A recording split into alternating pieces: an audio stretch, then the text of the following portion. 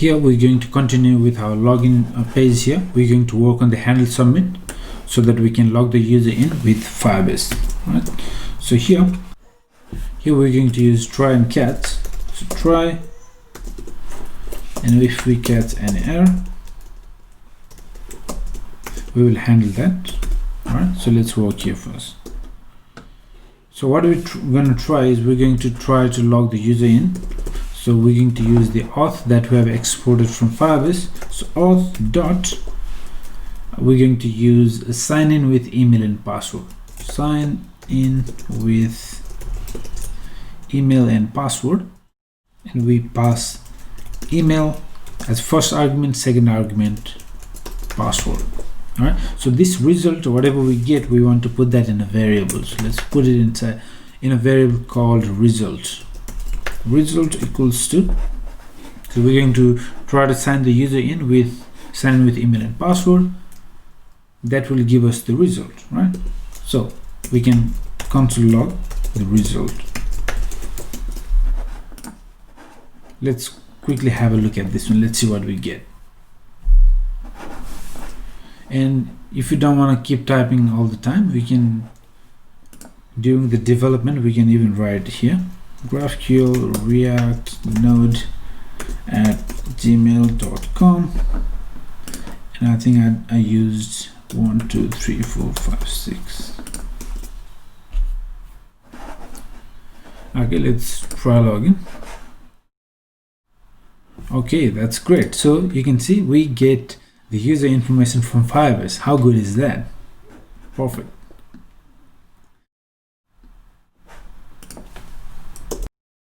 Information we want to dispatch to Redux store, right? So that's what we want to do here. And you can see it is already populated because we have this on auth state change function here in the app as well. We previously wrote this, so anytime we have the logged in user, this function runs and then it updates the state. You can see that. Refresh, even if you refresh, it will be there. You can see until we log out, it will be there.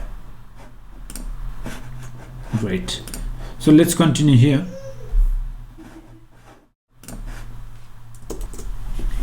So here, once we get the result, we can dispatch to a Redux store. Later on, we're going to make a request to our own database here. All right. So we're going to make our own request to our database, create or update the user. That way, this user will not only be saved in the Firebase, but also will be saved in our own database. And from our own database, we will be getting the response. And that response is the one that we will be dispatching to Redux store. But we have to just wait for that. Okay, so that's what we're going to do eventually later. All right, so let's dispatch to Redux. And for that, obviously, we have to import a couple of hooks. So let's do that. So import, we can use dispatch from React Redux. Now we can use the dispatch. So let's put that in a variable. Dispatch equals to use dispatch.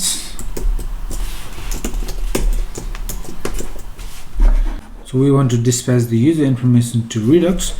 That means console log result. We can destructure user from result. So const user from result, and we can also get the ID token. So const ID token result equals to await user dot get ID token result. Okay, so once we have that, we can use dispatch just like we used previously in app.js. Okay, so here you can see we have used dispatch previously. We can copy that and use here. So once we have the user with this method, we can dispatch the user information. So user email and the token we can dispatch to Redux.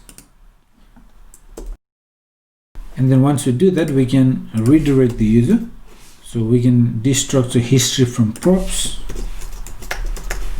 history from the React router DOM props available. So here history.push, we want to push the user to, at the moment let's just push to the home page. We'll come back to it later. We will be making requests to our own server later, and that response we will be pushing to the Redux store, and we will be redirecting based on the user role. So whether this user had the role of admin or have the role of user, based on that we can redirect them to different pages. But for now, let's just redirect to home. Okay, so if there is any error, we want to catch the error. So console log error, and we can also show the toast notification error message, toast.error, error.message. So we will be getting the error message. For example, if the user previously logged in with some other login methods, then sometimes there might be an issue. So if there is anything, we will know what is that with this message. All right, so one more thing we can do here, when user tries to log in, we can set the loading state to true. Okay, it's optional, but it's good to know how we can do that. So let's add one more variable for loading. So const loading set loading. So while the user's login is being processed, those few seconds or milliseconds, we can show the loading spinner or loading text to the user, so it is a bit more user friendly. So loading, by default it's going to be false, but when the user hits this button, then we want to set it to true. So set loading to true, and once we get the response, then we can set it back to false again. So we try that,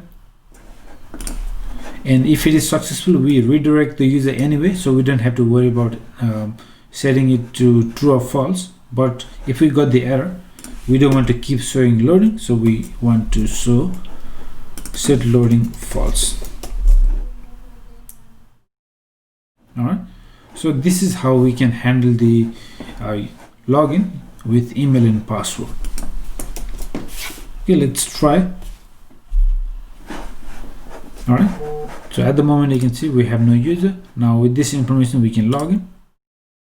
Cannot read property get token result of undefined. Okay, the user has been logged in, but we had some issues there. All right, so we got that error because we were not waiting for the result. So we were trying to dispatch the token, but that wasn't available yet. We were awaiting, but unfortunately we forgot the await keyword here. All right, so that must be the issue. So make sure you have this one. Now let's try again. So at the moment we have the user, we can log out. Okay, no user. Now if I try to log in, you can see we have the user and we have been redirected to the home page. How good is that? All right, so obviously we will come back to this login page later in this function to implement the request to our own backend, but for now it looks pretty good. Okay, now we have a lot of little things to do. For example, once user login, we want to show and hide these ones. Maybe put this link somewhere here, and we have to also implement login with Google as well. So let's continue. We have to do some more work in the login page.